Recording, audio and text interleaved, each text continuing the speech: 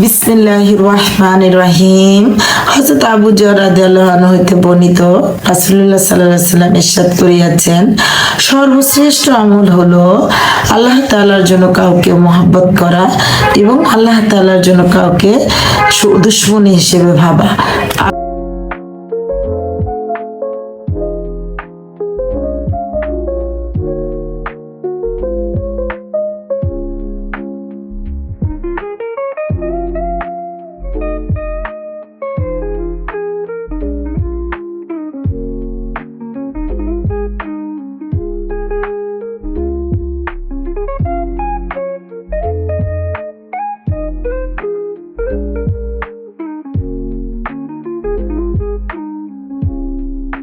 বিসমিল্লাহির রহমানির রহিম। আসসালামু আলাইকুম everyone, welcome back to my channel Rosy simple lifestyle blogs. আশা করি আল্লাহর রহমতে সবাই ভালো আছেন। আলহামদুলিল্লাহ আমরাও ভালো আছি। নতুন একটি ফ্যামিলি ব্লগ দেখার জন্য সবাইকে স্বাগত জানাই। ইনশাল্লাহ ভালো লাগবে। ভিডিওটা ছিল শুক্রবারের, তো পবিত্র শুক্রবারের শুভেচ্ছা জানাই। আর তার সাথে ছিল 21শে ফেব্রুয়ারি মহান শহীদ দিবস। তো শহীদদের প্রতি গভীর দোয়া প্রেরণ করি, আল্লাহর কাছে বলি আল্লাহ যেন সব শহীদদের রুহের মাগফিরাত কামনা করি আল্লাহর দরবারে। যাই হোক, তো কথাগুলো মনে হচ্ছে একটু এলোমেলো হয়ে যাচ্ছে, করার কিছুই নাই, কারণ এমনি ভয়েস দিতে দেরি হয়ে যাচ্ছে, খুব দ্রুত ভয়েস দিচ্ছি। তো শুক্রবারে আমাদের স্কুলে প্রোগ্রাম ছিল 21শে ফেব্রুয়ারির। তো 21শে ফেব্রুয়ারির প্রোগ্রাম শেষ করে চলে এলাম আমার ছাত্রের নার্সারিতে। তো এই যে আমার ছাত্র, ওর নাম হচ্ছে স্বাধীন, দাঁড়িয়ে আছে। তো ওর নার্সারিতে চলে এলাম।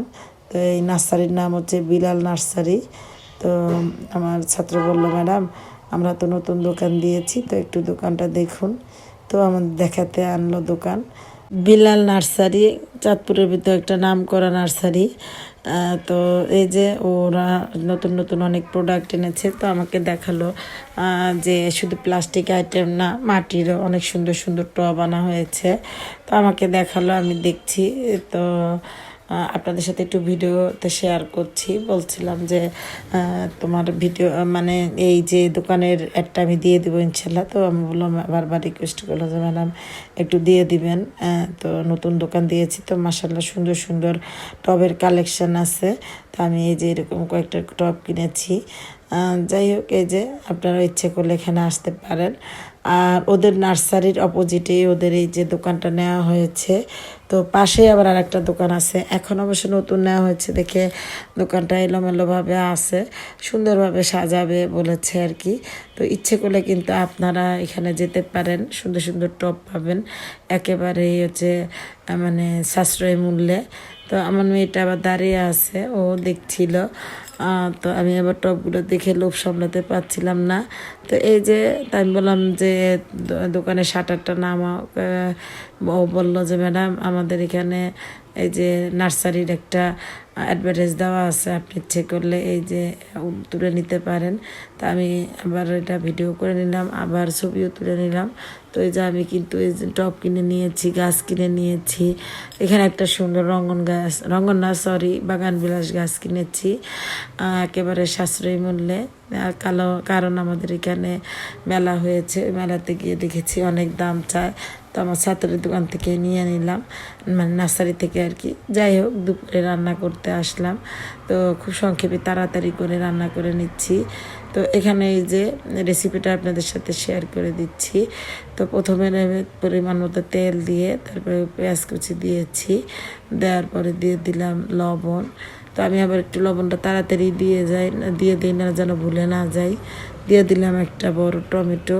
তো এগুলোকে একটু ভালোভাবে লবণ, তেল, তারপরে টমেটো, পেঁয়াজ একসাথে ভেজে নিয়েছি। এরপর সামান্য একটু পানি দিয়েছি। তো আমি এদিকে আবার এই যে মাছগুলো ভেজে নিচ্ছি।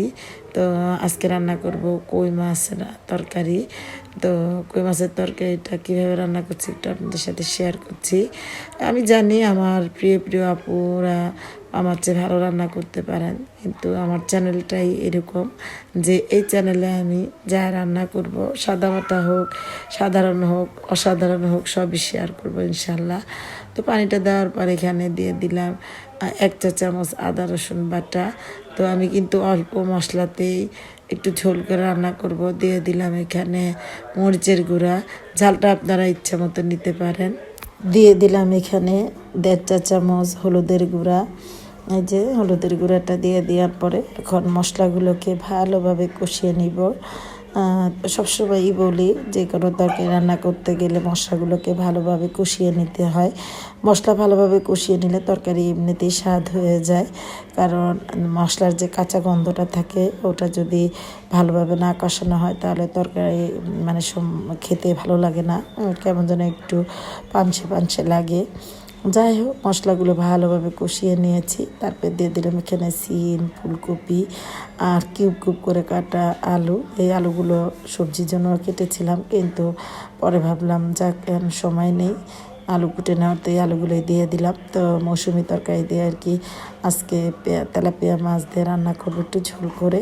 খেতে কিন্তু বেশ মজা লাগে এখনকার তরকারিগুলো, কারণ তরকারি মানে এই যে শীতকালীন যে তরকারিগুলো, মৌসুমি তরকারিগুলো প্রায় শেষ হওয়ার পথে। বলতে গেলে তো শীত চলেই গেছে, তবুও তারপরেও দেখা যায় সন্ধ্যা রাতে হালকা, তারপরে আবার ভোর রাতের দিকে একটু ঠান্ডা লাগে। আর এই অবস্থাতে বিভিন্ন ধরনের রোগ দেখা যাচ্ছে। প্লিজ সবাই সাবধানে থাকবেন। যাই ভিডিও সংক্রান্ত কথা বলি, দিয়ে দিলাম পরিমাণ মতো পানি। তরকারিগুলো কিন্তু আমি কিছুক্ষণ কষিয়ে নিয়েছি। তো পানি দেওয়ার পর আমি এখন মাছগুলো দিয়ে দিব। মাছগুলো দিয়ে তরকারিগুলো রান্না করে নিব।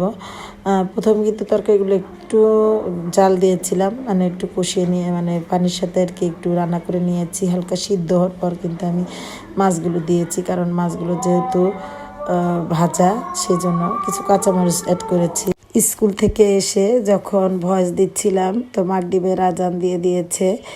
তো আজানটা কিন্তু এখানে শোনা যাচ্ছে, ইচ্ছে করেই আমি কাটিনি, কারণ আজানের শব্দ শুনতে আমার খুব ভালো লাগে, আজানের ধ্বনিটা আর কি। যাই হোক, আর আমার বাসাটা যেহেতু রাস্তার সাথে, এখানে দেখা যায় কি মাঝে মাঝে আবার ওই যে গাড়ি, তারপরে সিএনজি, এগুলোর শব্দ শোনা যায়। প্লিজ একটু ইগনোর করে যাবেন। তো মাছগুলো দিয়ে তারপরে যে পরিমাণ মতো পানি দিয়ে দিয়েছি, দিয়ে কিছুক্ষণ রান্না করে নিব। তো খেতে কিন্তু তরকারিটা বেশ মজা হয়েছিল। আর এই যে শীতের শেষের সবজিগুলো খেয়ে নিচ্ছি মনের মতো, কারণ শীত চলে যাচ্ছে, যেহেতু শীতের সবজিও চলে যাবে, তাই আর কি। যাই হোক, এই রেসিপিটা কেমন লাগলো আমাকে কমেন্টস করে জানাতে পারেন। তো ছোট এই ভিডিওটা দেখার জন্য সবাইকে ধন্যবাদ জানাই। আর এই পর্যন্ত যারা এসেছেন, ধৈর্য ধরে দেখেছেন, সবাইকে ধন্যবাদ জানাই। তো ভিডিওর প্রান্তে এসে আমাকে প্লিজ একটা লাইক দিয়ে দিবেন, পাশে থাকবেন। ইনশাল্লাহ আমিও সবার পাশে থাকবো। সবাই ভালো থাকবেন, 5 ওয়াক্ত নামাজ পড়বেন, কোরআন শরীফ পড়বেন। আল্লাহ হাফেজ, আসসালামু আলাইকুম।